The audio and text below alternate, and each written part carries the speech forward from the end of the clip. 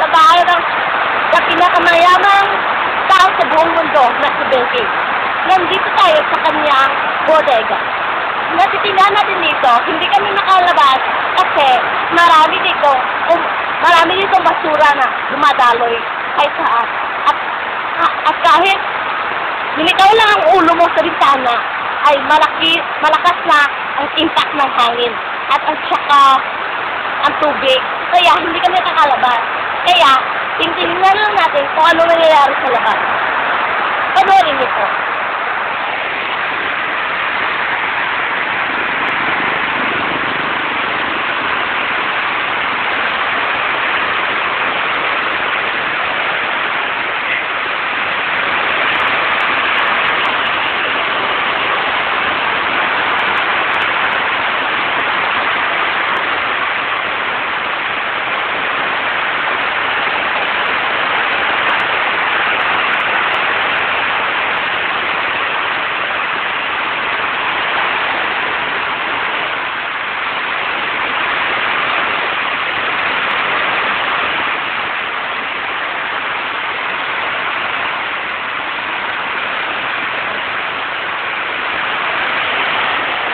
Diba? Nakita naman natin kung anong nangyayari sa labas. At meron tayong bisita ngayon. Siya ang kapitbahay ng taong pinakamayaman sa buong mundo, si Becky. Ay interviewin natin siya kung anong mga sabi niya sa panahon ngayon. Let's watch this. Hello, ma'am! Ano masasabi niyo po sa ulan ngayon? Ang tayo mga istorya sa ulan karon? Kita. Ha? Kita. Kita? Oh my God, I can believe this. Ang sabi lang ng bata ay, kita daw. Gusto niyang makita. Nakakatawa naman, diba? Kaya, interview natin ulit. Let's watch this. Ma'am, anong masasabi niyo po sa ulan ngayon? O sa mga istorya sa ulan karon? Ang tayo mong gusto ipapalit si mama? O sa pa, John? Kaon. Kaon? Gayon. Ang tayo mong gusto ipapalit si papa? Iko. Gatas? Iko ba? Iko? Okay. Hindi pa siya nasa tamang edad. Kaya hindi natin siya ma-interview ng diretsuhan. Kaya, babalik tayo dito sa ulan. At ang gusto nilang gawin dito ay makita niya ang kanyang mama at papa na nagdala ng mga pagkain at mga pandesal. At balik tayo sa newscaster of the Philippines. Titingnan natin kung anong nangyayari dito sa labas. Let's watch again.